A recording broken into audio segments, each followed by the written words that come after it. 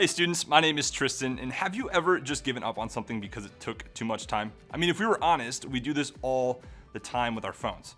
Research from Google in 2016 even showed that 53% of people click off a mobile site that took more than 3 seconds to load.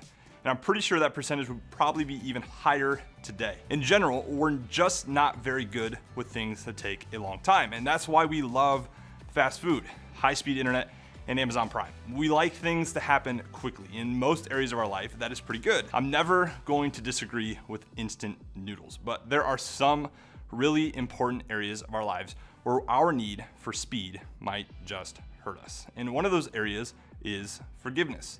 Maybe you've tried forgiveness and it didn't seem to work.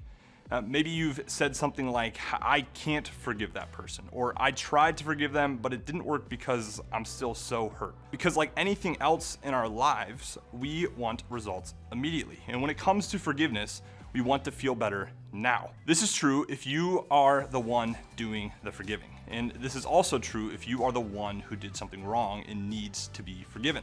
When we decide to forgive and don't get instant results, we all tend to think the same thing. It didn't work. And the question is, what do you do now? When you've tried something and it doesn't seem to work, do you have any other options? And if you gave forgiveness a shot and you still don't feel any better, should you just give up? Today, I want to tell you a story about a guy who was hurt in a big way by people close to him and how he learned to forgive them over the course of his life. Joseph's story is found in the book of Genesis. He was the youngest of 11 brothers, and he happened to be his dad's favorite. Joseph's dad even gave him a special brightly colored coat he could wear. And the special coat would remind his brothers that Joseph was their dad's favorite kid. And when Joseph was 17 years old, he had a dream that all of his older brothers and his dad would bow down to him. And of course, when he told his brothers about this dream, it ticked them off even more. And their hate grew to the point where they had plotted to kill their baby brother. And there's so much drama in this story, and you'll have to check out Genesis chapter 37 to get all the details. Instead of killing Joseph, his brothers ended up deciding to sell him as a slave to the Egyptians. And then, through a series of unfortunate life events, Joseph was framed and put into prison. But time and time again, the writer of Genesis tells us that God was with Joseph, and so Joseph succeeded in whatever he did, even in prison. Joseph eventually is let out of prison by the Pharaoh, or the king of Egypt. Joseph helped out the Pharaoh by warning him about an impending famine that was going to overtake the entire region. And the Pharaoh, in turn, put Joseph in charge of all the food distribution and made him second in command because of the wisdom Joseph displayed. Eventually, the famine swept across the region, just as Joseph predicted. But thanks to Joseph's wise leadership, Egypt had plenty of food and storage.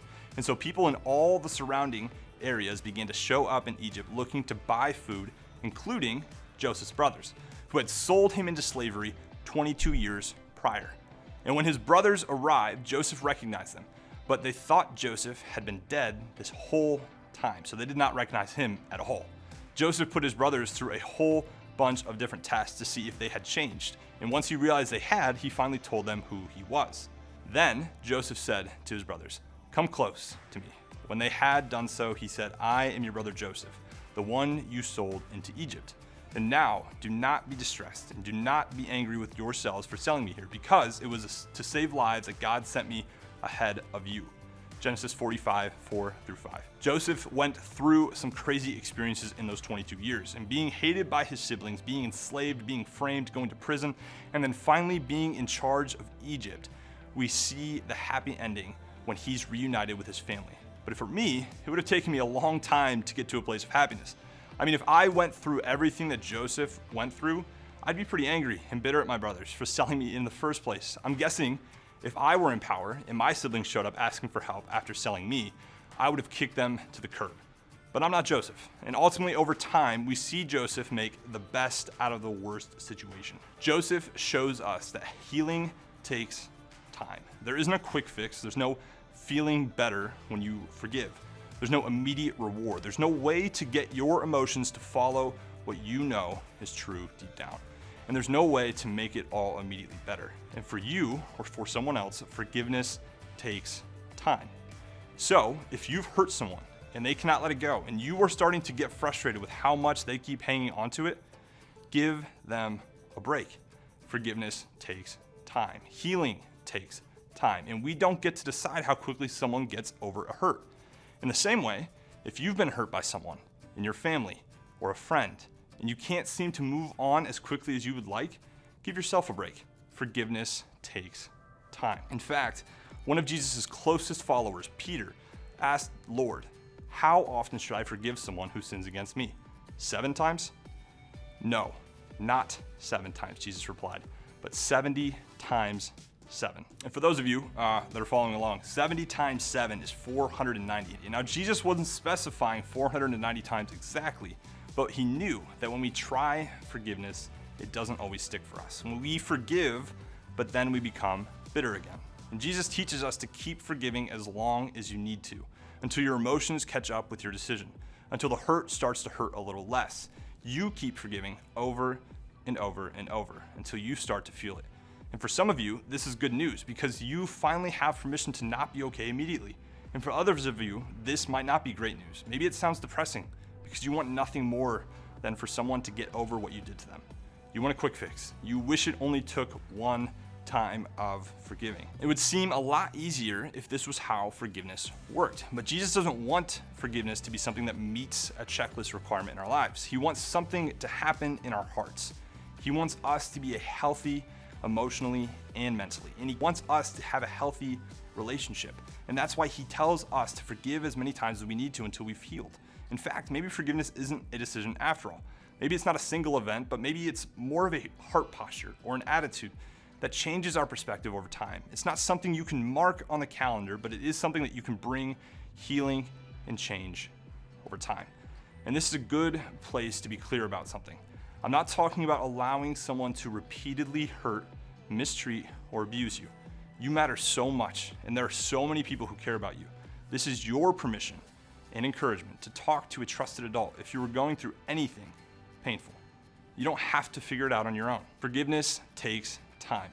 Everyone is different, every hurt is different, but time will always be part of the solution. I know it can be hard to hear. Dealing with healing and pain are not always easy, but there is hope.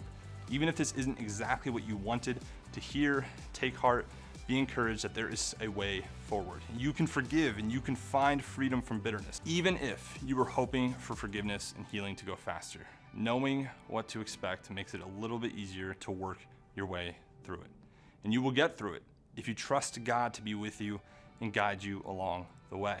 Chances are you have had someone or a few people come to mind these past couple of weeks as we've talked about forgiveness. It's okay if you're still working your way through forgiveness, but it's so important that you keep making healing a priority, to keep forgiving again and again and again until it finally works, as many times as it takes. How do you do that? It's not complicated, but it will be challenging. Here are a couple steps you can take to begin fully forgiving someone. First, pray for the person who hurt you.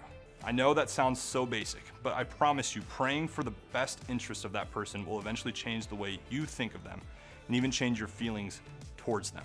Or if you can't do that yet, start with just being honest with God about how you feel about them and ask God to change their hearts. Yes, even prayers that start with Jesus, I'm so hurt and angry. God can handle your real thoughts. Second, serve them. Now this sounds like a terrible idea. Yes, it will go against every instinct you have, but it will also pave the way toward forgiveness. It will soften your heart toward them, and you may even start to dislike them a little less. Think of ways to serve that stretch you to work out your forgiveness.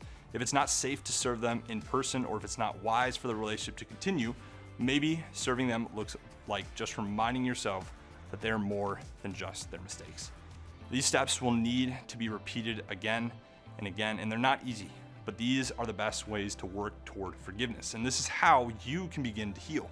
Not with revenge, not with anger, not with bitterness, not with trying to forget it, but by forgiving over and over again. And if it sounds difficult, you're right.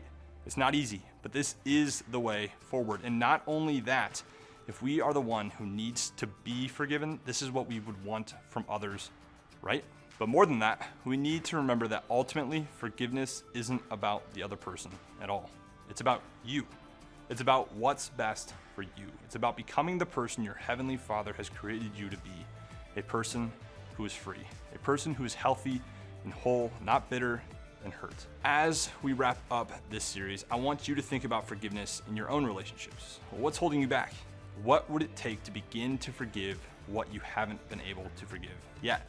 What would it take for you to move forward and become who God wants you to be? And so today, I encourage you, talk to your group about who you need to forgive and make a decision to make forgiveness, true forgiveness, a reality in your life.